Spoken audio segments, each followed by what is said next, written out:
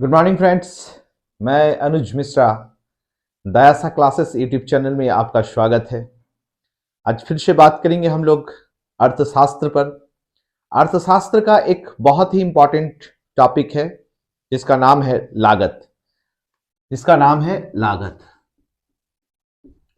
इसको इंग्लिश में कॉस्ट कहा जाता है। बहुत ही इंपॉर्टेंट चैप्टर है क्योंकि इकोनॉमिक्स के दो पार्ट होते हैं, एक सप्लाई का साइड होता है, एक डिमांड का साइड होता है। तो डिमांड का साइड एक अलग साइड है और सप्लाई का साइड एक अलग साइड है। तो सप्लाई को जब हम लोग समझेंगे, पूर्ति या आपूर्ति को जब हम लोग समझेंगे तो हम लोगों को कॉस्ट समझना बहुत जरूरी हो जाता है। तो हम लोग कॉस्ट को डिटेल्स में समझेंगे। ये एक क्रम में चलेगा, ये वीडियो क्रम में चलेगा। इसकी डिटेल्स जानकारी हम लोग लेंगे क्योंकि हाल में ही पीजीटी की एग्जाम है, झारखंड में पीजीटी का एग्जाम है। पीजीटी का एग्जाम में उसके सिलेबस में ये कवर करता है।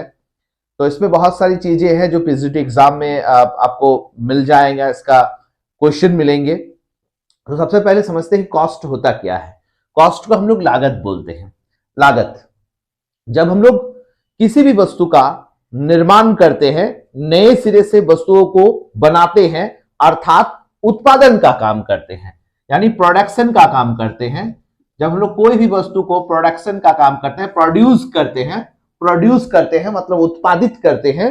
तो कोई भी वस्तु, जैसे मान लें कि एक पेन ही बना है, तो ये पेन जो बना है, इस पेन के बनने के पीछे इसके कुछ तत्व जिम्मेवार होते हैं, जिसमें मुख्य जो तत्व है वो मुख्य तत्व को हम लोग कहेंगे फैक्टर्स ऑफ प्रोडक्शन। मतलब क्या हो गया कि फैक्टर्स ऑफ प्रोडक्शन के कारण ही हम किसी वस्तु को बना पाते हैं। अर्थात फैक्टर्स ऑफ प्रोडक्शन का हम जब सम्मिश्रण करेंगे एक क्रम में, एक साइंटिफिक वे में जब हम उसको सेटअप करेंगे, तो ये फैक्टर्स ऑफ प्रोडक्शन एक नया प्रोडक्ट को जन्म देगा। वो प्रोडक्ट हम लोग उस प्रोडक्ट को जन्म देगा और उस पूरे प्रोसेस को हम लोग प्रोडक्शन बोलेंगे। तो प्रोडक्शन में हम लोग फैक्टर्स ऑफ प्रोडक्शन की आवश्यकता होती है। कोई भी वस्तु का हम निर्माण करेंगे या कोई भी वस्तु को अगर हम बनाएंगे तो उस वस्तु में हमको निश्चित रूप से भूमि को प्रयोग में लाना ही पड़ेगा। अर्थात लैंड की आवश्यकता होगी ही होगी। बिना भूमि का हम कहीं पर भी किसी भी वस्तु का निर्माण नहीं कर सकते हैं। आया दूसरा नंबर पर लेबर अर्थात श्रम हमको चाहिए ही चाहिए। बिना श्रम के हम कोई भी प्रोडक्शन नहीं कर सकते हैं। एक मशीन है तो वो मशीन ऑटोमेटिक काम नहीं करता है। हो सकता है ऑटोमेटिक मशीन हो, वो अपने काम करेगा, लेकिन उसको रेगुलेट करने के लिए किसी ना किसी को चाहिए। अर्थात श्रम मतलब होता है कि हमारी बुद्धि का, हमारे शरीर का एक प्रयोग उस उत्पादन में लगेगा। हमारी बुद्धि का, या तो बुद्धि का प्रयोग होगा या फिर शरीर का प्रयोग वहां पर होना ही है। जब तक इसका प्रयोग नहीं होगा हम प्रोडक्शन नहीं कर सकते हैं। तीसरा, लैंड लेबर। अब यहां पर एक पूंजी चाहिए, पूंजी की आवश्यकता होती है, जिसको हम लोग कैपिटल बोलते हैं। बिना पूंजी का हम प्रोडक्शन नहीं कर सकते हैं। पूंजी में बहुत सारी चीजें आती है। पूंजी दो प्रकार की होती है, एक स्थायी पूंजी होती है, एक अस्थायी पूंजी होती है। तो अस्थायी पूंजी, अस्थायी पूंजी, हम जब पूंजी को, कैपिटल को जब हम डिफाइन करेंगे, को जब हम स्पेशल पढ़ेंगे तो इस पर हम लोग फोकस करेंगे। हालांकि कैपिटल जो है, पूंजी जो है, उसके बिना कोई भी प्रोडक्शन का काम नहीं होता है। जैसे हम भूमि का ही अगर एग्जांपल ले लेते हैं कि भूमि को ही हम कलेक्ट करेंगे, भूमि को ही लेंगे तो हमारी पॉकेट से पैसा जाएगा, तो वो भी एक प्रकार की पूंजी है। हम बिल्डिंग बनाएंगे तो बिल्डिंग का हम बार बार प्रयोग करेंगे, वो भी एक प्रकार की पूंजी है। जो मशीन लगाए, वो मशीन का हम बार बार प्रयोग करेंगे, वो भी एक प्रकार की पूंजी है। लेकिन मान लीजिए कि कोई एक वस्तु उत्पादन, कपड़ा का ही उत्पादन कर रहे हैं, तो उसके लिए हमको सूता चाहिए। तो वो सूत को अगर हम वहां पर प्रयोग में लाते हैं तो वो भी एक प्रकार की पूंजी है। तो बिना पूंजी का प्रोडक्शन नहीं होता है। लेकिन बात यह है कि ये भूमि, ये श्रम, ये पूंजी, ये सारे चीजों को कलेक्शन करने वाला कोई होना चाहिए, कोई मैनेजमेंट करने वाला होना चाहिए। और जो भी मैनेजमेंट करेगा, जो भी इस चीज को करेगा उसके ऊपर एक जोखिम होगा, एक रिस्क होगा कि वो इतना पैसा अपने पॉकेट से फंसाएगा, अपने पॉकेट से इसमें लगाएगा और उसको प्रोडक्ट करेगा, कोई वस्तु को बनाएगा, फिर उस वस्तु को बाजार में बेचेगा, फिर वस्तु के बाजार में बेचने के बाद उसके पास पैसा रिटर्न आएगा। ये एक बहुत बड़ा रिस्क हो जाता है। तो ये जो रिस्क लेता है उसको हम लोग रिस्क टेकर बोलते हैं और हिंदी में हम लोग उसको साहसी का भी नाम देते हैं। इसे कई नाम से बुलाया जा सकता है, कई नाम दिया जा सकता है। इसको हम लोग ऑर्गेनाइजेशन भी बोल सकते हैं, बड़े पैमाने पर हो तो इसको ऑर्गेनाइजेशन भी नाम दे सकते हैं। अर्थात ये सारे चीजों को क्या करना है, ये सारे चीजों को कलेक्ट करके एक प्रोसेस में डालने के लिए किसी ना किसी व्यक्ति की आवश्यकता होती है, किसी संगठन की आवश्यकता होती है, किसी को जोखिम लेने की आवश्यकता होती है। तो जो जोखिम लेगा वो रिस्क टेकर है।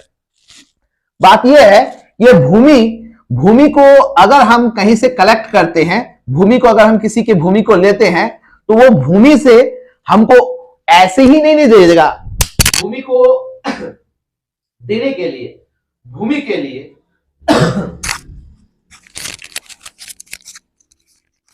हम अगर भूमि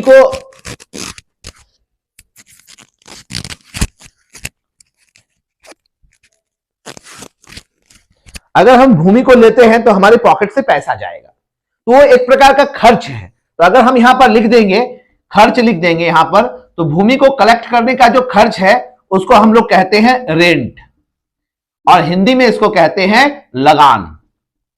इसमें लगान कहते हैं, यानी भूमि पर जो पैसा खर्च किया जाता है उसको लगान के नाम से बोला जाता है या लगान नाम दिया जाता है। लेबर को कलेक्ट करने के लिए, लेबर को काम में लगाएंगे, चाहे वो शारीरिक लेबर हो या फिर दिमाग से वो काम कर रहा हो, तो उसको भी हम पैसा देंगे और वो जो पैसा उसको देंगे उस पैसे को हम लोग कहेंगे वेज, यानी यहां पर मजदूरी कहेंगे हिंदी में, मजदूरी। कैपिटल दैट मीन्स पूंजी जो हमारे पास आएगा, वो पूंजी हमको जो भी देगा, हम दो जगह से इस पूंजी को ले सकते हैं। या तो हम शेयर मार्केट से अपनी पूंजी को वहां से उठा सकते हैं या फिर मनी मार्केट से हम पैसे को उठा सकते हैं। Money market in the sense वहां बैंक हो गया या कोई फाइनेंसर हो गया, वहां से हम पैसा को अगर हम ले आते हैं या हम पैसे को लेते हैं तो हमको एक इंटरेस्ट पे करना पड़ेगा, वो बिना ब्याज के हमको देगा नहीं। और शेयर मार्केट में भी वही है कि हम अपने लाभ का जो अंश है, डिविडेंड है, वो शेयर होल्डर्स को हमको बांट देना पड़ता है। हम वहां से भी अरेंज कर सकते हैं कैपिटल को और हम मनी मार्केट से भी अरेंज कर सकते हैं कैपिटल को। जो भी हो, हम अगर मनी मार्केट से ही इसको अरेंज करते हैं तो बदले में हमको यहां पर इंटरेस्ट देना पड़ेगा, इंटरेस्ट देना पड़ेगा। इंटरेस्ट को हिंदी में कहते हैं ब्याज।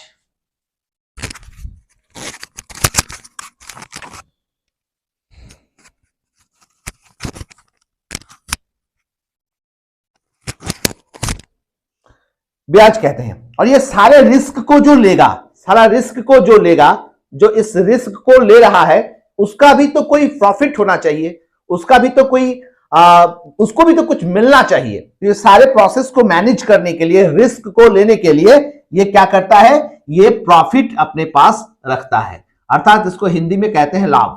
अर्थात किसी भी वस्तु को निर्माण करने के लिए, किसी भी वस्तु को नए सिरे से बनाने के लिए हमें फैक्टर्स ऑफ प्रोडक्शन की आवश्यकता होती है। फैक्टर्स ऑफ प्रोडक्शन में लैंड, लेबर, कैपिटल और रिस्क टेकर होते हैं। इन्हें कलेक्ट करने के लिए, एक जगह जुटाने के लिए खर्च करने पड़ते हैं। जैसे भूमि को कलेक्ट करने के लिए हमें रेंट या लगान की आवश्यकता होती है, लेबर को काम में लगाने के लिए वेज या मजदूरी की आवश्यकता होती है, पूंजी को कलेक्ट करने के लिए इंटरेस्ट या ब्याज की आवश्यकता होती है और रिस्क टेकर जो होता है वो प्रॉफिट या लाभ के लिए सारा काम करता है। जब ये सारे चीज मिल जाते हैं तो क्या होता है, इसको अगर हम जोड़ देते हैं, किसको जोड़ देते हैं, किसी भी वस्तु के निर्माण होने के लिए उसके जो उत्पादक तत्व है, उत्पादन के कारक हैं, उन सारे खर्चों को अगर जोड़ देते हैं तो ये लागत कहलाती है, ये लागत कहलाती है। लागत का मतलब हो गया लागत का मतलब हो गया, यहां पर कॉस्ट लिख देंगे। कॉस्ट किसका कॉस्ट है, प्रोडक्शन का कॉस्ट है, इसलिए यहां पर उत्पादन लागत लिख देंगे, उत्पादन लागत। उत्पादन लागत का मतलब हो गया कि वस्तु का निर्माण हो गया है। इसका मतलब यह नहीं है कि यह वस्तु इसी दाम पर सेल होगा मार्केट पे, यह वस्तु बन चुकी है, यह बनाने का खर्च है। अब इस वस्तु को बनाने का जो खर्च है यह हम लोग 4 भागों में बांट दिए। अब हम लोग देखेंगे कि यह लागत कितने प्रकार की होती है, लागत के कैसे कैसे टाइप्स होते हैं, यह हम लोग नेक्स्ट वीडियो में देखेंगे। इस वीडियो में इतना ही। वेट कीजिए नेक्स्ट वीडियो का, जिसमें हम डिस्कशन करेंगे कि लागत के प्रकार क्या है। अगर आपको कहीं पर भी डाउट्स रहे तो आप हमें कमेंट बॉक्स पर कमेंट करेंगे, हम उस कमेंट का आंसर जरूर देंगे। इस वीडियो में इतना ही। धन्यवाद।